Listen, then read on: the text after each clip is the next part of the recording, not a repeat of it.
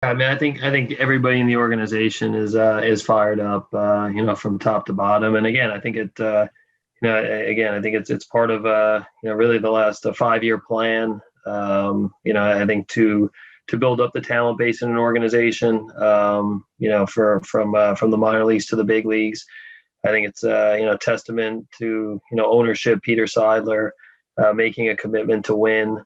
And definitely like from our baseball operations group. I think it's I think credit overall to our scouting group, our player development team that we're able to produce players that we feel like are championship caliber players for the Padres, and obviously players that as a general manager give you the ability to make some moves. So I think ultimately our team last year was a talented team that played into the playoffs, but we know we have to get better. And I think we feel like the moves of the last couple of days, continue to put us, towards those steps of getting better next year. With regards to the Darvish deal, how important was it to be able to bring Caratini over with him? It seemed like they were a real dynamic duo last year together. Yeah, we've had interest in Victor for a few years now. So I think he's been a guy that just on his own, we feel like is a quality catching option for us. He's a guy that continues to get better and better behind the plate. I know as an amateur, he was a guy that had played around different spots in the infield, third base, et cetera, over at Miami-Dade, and he's a guy that we've looked at the last few years, somebody that we thought was a good fit for us, switch hitting catcher. And I think the fact that him and Darvish teamed up last year and had so much success, I think that was that was a nice kind of an added benefit to the whole deal. So I think a guy that we felt like fit our club well, but obviously somebody that worked well with Darvish, and I think it added up to something that we felt like adding those two guys was important for us. How do you see this rotation kind of lining up in the future? It seems like it falls into place nicely in 2021, but how does it line up in the future, and how important is it to get guys who you're going to have through 2023 now?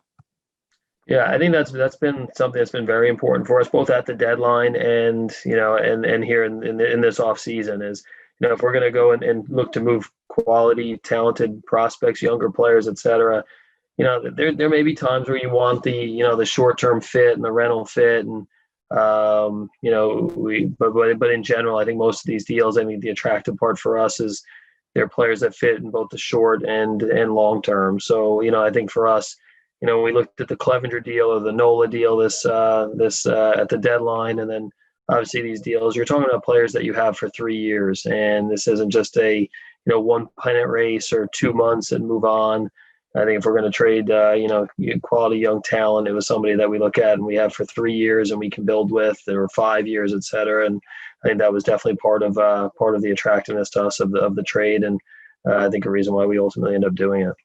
Yeah, I think it's always helpful. I mean, I think for us, any time all these guys, you're dealing with people and knowing players. Our scouts do a great job of giving you the makeup and the backgrounds of a lot of these guys. So I think you always have a lot of, I think for myself, always, have a lot of information and ammo trying to get to know exactly what makes these guys tick. I think in Darvish's case, when you have that history and that personal history, and whether it's seeing him, over in Japan and scouting him, maybe knowing him personally, that I think that adds to the, that added for, at least in this case, to the attractive part of it, because the guy as an individual and you have history with him. So I think in this specific case, it gives you just a little bit extra layer of comfort and security. But in all the deals, I think our scouts do a great job of giving us that feeling. In this case, just having that that personal touch, I think was definitely part of the equation. AJ, you said you knew you needed to get better. I'm wondering how much better. Did you get Dodgers better? That's pretty better right there. They're obviously they're the class of the league right now, and they've been the class of the division for pretty much the decade. I think again, we'll see how it plays out. I think we know that on paper, the game's not played on paper at all. So we feel like we have a quality team. We thought even before these moves, we had a team that that we look up and we thought was one of the better teams in the league. I think the goal here is to win a championship. So I think that's the idea, is to look up and have a team that we feel like can win a championship. I think overall we still have some areas that we want to continue to improve, and some areas of play that we if we're going to get to that level, that championship level, which the Dodgers got to last year, we've got some things we've got to work on, and we'll see how things play out. But we feel like we improved our roster, and what was already a very talented roster. We feel like we've gotten better so far this offseason, and we'll see how to what degree that is. We'll find out here in a month or so when we start things off in spring training. Hi, AJ. You mentioned your personal history with Darvish. What was his reaction to being traded? Yeah, I just had a chance to talk to him. It was fun getting back on the phone and FaceTiming with him and just seeing again, like he's matured a lot. I mean, he's got a family and kids, and again, like I think when I was scouting Darvish personally, and he was when he was over in Texas, he was 24, 25. I think he came over at 26 years old, and now at 34 years old, he's at a different phase in his life. But just catching up. And, again, I think from that standpoint, I think it's going to be fun to watch him pitch. That's the best part of what we're seeing him pitch every 5 days. And he can do a lot with the baseball. He's extremely talented. It's as good a combination of power, finesse, multiple pitches. As really anybody in the game. His last season and a half has been as productive as anybody in the game. And he's a force. So I think getting back on the phone with him, catching up for a few minutes, really looking forward to being around him every single day again here when we get to Arizona. And really the caliber of the two pitches you added is Darvish someone that you envision more of like a horse of this staff, an ace, someone that can really eat innings? And also how do you guys expect to monitor Blake Snell and his innings? Yeah, I think, to me, it's not going to fall on any one guy. I think that's what we've tried to create is a staff that, it's not just even 5 deep. I think we want to look up and we're 8, 9, 10 deep of real major league starters. We've talked about it a lot. You can never have enough, true, front of the rotation, type major league starters. We feel like we have a bunch now on our staff, some that have been established at the major league level, like Darvish and Snell, some that, we feel like in the next, couple of months and years are going to continue to step up. But I think what we've tried to do is every single day we have somebody that we feel like could be that ace type. So whether it's Dinelson Lamet or Chris Paddock or, Darvish or Blake Snell and on, that's what we're looking for. And I think we're looking to have a situation where it doesn't really fall on any one individual to have to, carry a disproportionate share of the load. And hopefully we're closer to doing that with these two trades. Is there any new update on Dinelson Lamet since the last time we all Zoomed? He continues to do very well. So he's into his throwing program now. Every report's been extremely positive, and he's I think right on line to come to Arizona and be ready to roll. So I think we'll have some people going out and check on him here in the Dominican in the next couple of weeks. But every report continues to be really positive. Thank you.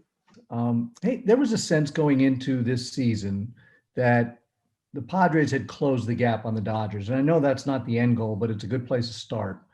You played them 13 times in a pretty short period of time. And I'm wondering, as you left Texas, what was your overriding thought about the ground you'd covered or the distance that you still had to cover? Yeah, I think when we left Texas after losing in the division series, I think the biggest thing that we have is just we've got to get better. Just go out and get better. And that's a club that I think in general we feel like I think throughout the year we had a chance to measure ourselves against that team, and it's they were the best team in the game last year, but ultimately I think leaving there we knew that we had to tighten up some things and we had to continue to get better overall. So again, I think it's for us, it's just about playing championship level baseball and what that looks like. And, we have a measuring stick in our own division. But ultimately leaving after the playoffs, it was, we knew we had another couple steps that we're going to have to get to if we want to be a team that can play on the big stage eventually.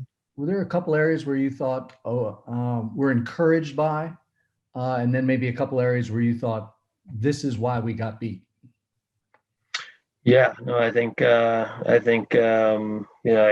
think we feel like we can, last year we took big strides in a lot of areas. I think our defense, our team defense, I think overall, our pitching staff ability to throw the ball over the plate and control the strike zone. Offensively, we were a much tougher team to pitch against, in terms of strike zone discipline. I think all those things were big steps in the right direction last year.